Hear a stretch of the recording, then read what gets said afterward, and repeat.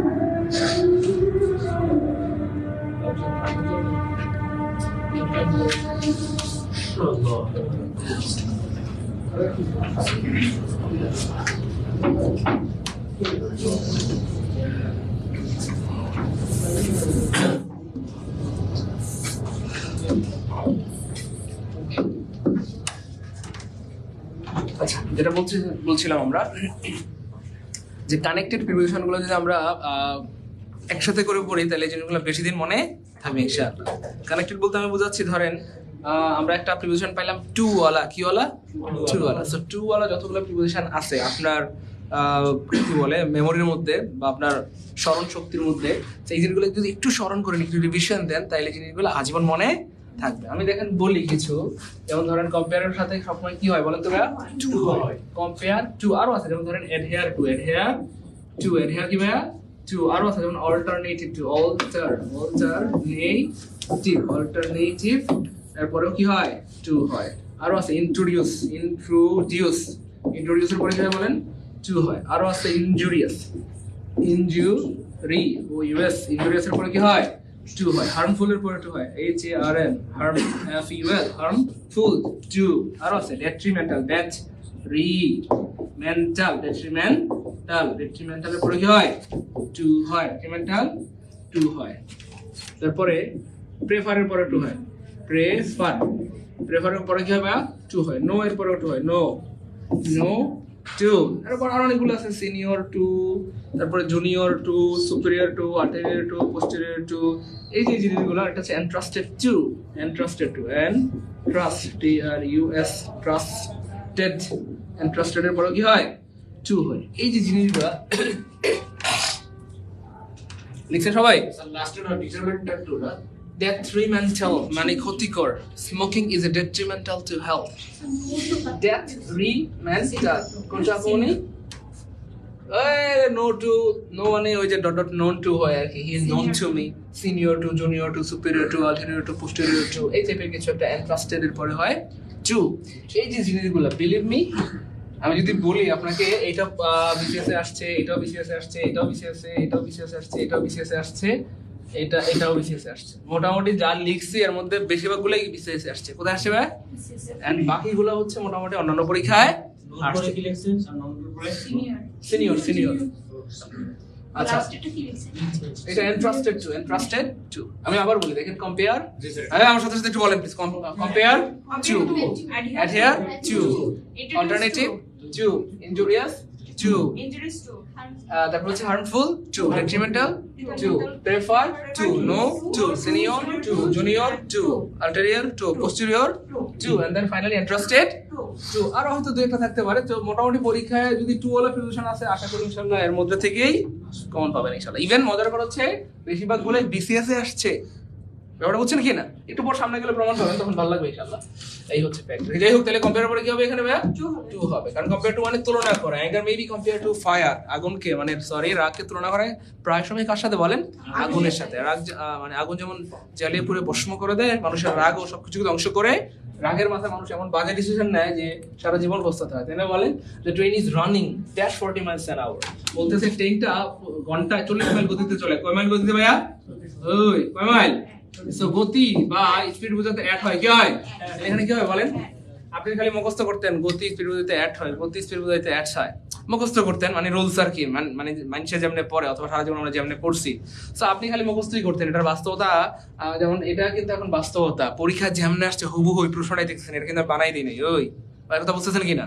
হুবহু যে পরীক্ষা আসছে ওইটা দেখতেছেন, বাক্যটা দেখতেছেন যে কোন ধরনের বাক্যে এই জিনিসটা ব্যবহার করা হয়। তো এটা হচ্ছে বাস্তবতা। কি বলতে ভাইয়া? বাস্তবতা।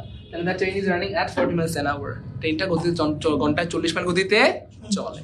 ভাই কথা বুঝতেছেন কিনা? আর সূত্র মুখস্থ করলে ভালো লাগতো না, এই বাস্তবতা ভালো লাগতেছে? সূত্র মুখস্থ করতে আর কি, স্পিড অ্যাট। এখন বাস্তবতা দিয়ে দেখতেছেন যে বাক্যটা এমন, এই বাক্যে এইভাবে অ্যাড হয়। ক্লিয়ার ইনশাআল্লাহ?